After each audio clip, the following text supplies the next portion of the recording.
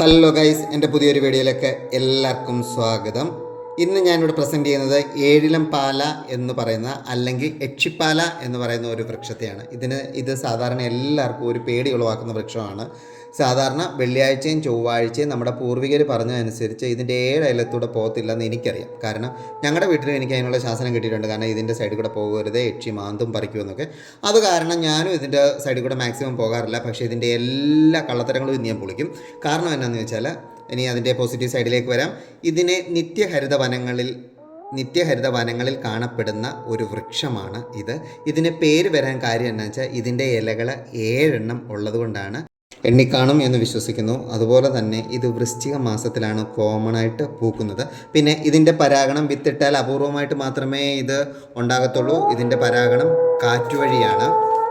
പിന്നെ ഇതിൻ്റെ positive side എന്തൊക്കെയാണെന്ന് നോക്കാം. അല്ലാതെ ഇതെന്തിനൊക്കെ ഉപയോഗിക്കുന്നു എന്ന് നമുക്ക് നോക്കാം. ഇത് വ്രണം ഉണക്കാൻ, അതായത് മുറിവുകൾ ഉണക്കാൻ ഏറ്റവും നല്ല ഒരു മരുന്നാണ് ഇതിൻ്റെ തടി. ഇതിൻ്റെ ഉപയോഗം എങ്ങനെയാണെന്ന് ചോദിച്ചാൽ 3 തരത്തിലുണ്ട്.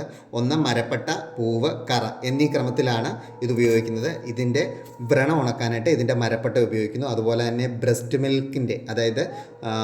ബ്രസ്റ്റ് മിൽക്ക് സംബന്ധമായ എല്ലാ രോഗങ്ങൾക്കും ഇതും ഇതിൻ്റെ കൂടെ ഇഞ്ചിയുടെ കഷായം വെച്ച് 4-1 കുറുക്കി ഉപയോഗിക്കുന്നുണ്ട്. അതുപോലെ തന്നെ ചർമ്മരോഗത്തിന് പട്ട കഷായം വെച്ച് വെള്ളത്തിൽ കുളിക്കുന്നുണ്ട്. അതുപോലെ തന്നെ ഇതിൻ്റെ കറ 2 ml തൊട്ട് 5 ml വരെ ചെറു ചൂടുവെള്ളത്തിൽ കുളിച്ചാൽ മലബന്ധം മാറിക്കിട്ടും.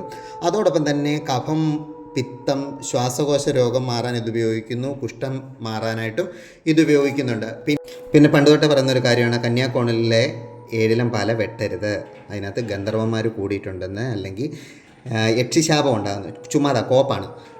ഇതൊന്നുമല്ല. കാരണം എന്താണെന്ന് വെച്ചാൽ, ആ സൈഡിൽ നിന്നുള്ള ഇടിമിന്നലിനെ ഇത് അബ്സോർബ് ചെയ്യുന്നുണ്ട് ശരിക്കും. അങ്ങനെ നമ്മളെ പ്രൊട്ടക്റ്റ് ചെയ്യുന്നു. അതുകൊണ്ട് മാത്രമാണ് അതിൻ്റെ സയൻറ്റിഫിക് സൈഡ് അതാണ്. അറിയാത്തവർ നോട്ട് ചെയ്ത് വെച്ചോണം. അതിൻ്റെ സയൻറ്റിഫിക് സൈഡ് അത് മാത്രമാണ്.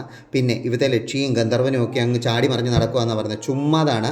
അത് ചൊവ്വാഴ്ച ദിവസങ്ങളിലും വെള്ളിയാഴ്ച ദിവസങ്ങളിലും ഇതിൻ്റെ അടുക്ക കൂടെ ഒന്നും പോകല്ലെന്ന് പറയുന്നത് ചുമ്മാതാണ്. കാരണം എന്താണെന്ന് വെച്ചാൽ, ഇതിൻ്റെ പൂ ഒരു രൂക്ഷ ഗന്ധം ഉള്ളത് കൊണ്ട് അത് അലർജിയാണ് മറ്റുള്ളവർക്ക്. അത് കാരണം അതിൻ്റെ അടുക്ക കൂടെ പോകുമ്പോൾ നമുക്ക് തലവേദനയും അതുപോലെ തന്നെ തലകറക്കവും ഉണ്ടാകും. അല്ലാതെ ഈ പാവം ചെടിക്കകത്ത് രക്ഷയും ഗന്ധർവനും ആരും തന്നെ കുടിയേറിയിട്ടില്ല. പാവത്തെ വെട്ടി നശിപ്പിക്കരുത് പ്ലീസ്.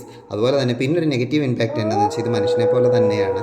ഇത് ഓക്സിജനെ വലിച്ചെടുത്തിട്ട് കാർബൺ ഡൈ ഓക്സൈഡിനെ പുറത്ത് വിടുന്ന ഒരു വൃക്ഷം കൂടാണ്. മൊത്തത്തിൽ ഇതിനെ നെഗറ്റീവ് ഇമ്പാക്റ്റ് അടിച്ച് ഒരു കോണിൽ ഇരുത്തിയേക്കാണ്. ഇതുപോലെ എന്തെങ്കിലും യൂസ്ഫുൾ ആയിട്ടുള്ള വീഡിയോസ് നിങ്ങളുടെ മുന്നേ പ്രസൻറ്റ് ചെയ്യാനാണ് ഞാൻ മാക്സിമം ശ്രമിക്കുന്നത്. മാക്സിമം എന്നെ സപ്പോർട്ട് ചെയ്യുക. അതുപോലെ തന്നെ എനിക്ക് 2000 സബ്സ്ക്രൈബേഴ്സ് ആകാൻ ഇനിയും വെറും 47 സബ്സ്ക്രൈബേഴ്സോടെ മതി. നിങ്ങൾ എനിക്ക് തരുന്ന സപ്പോർട്ട് ഞാൻ വളരെയധികം സന്തോഷവാനാണ്. അതുപോലെ തന്നെ നമുക്ക് പുതിയൊരു വീഡിയോയിൽ കാണാം. അതുവരേക്കും ബൈ.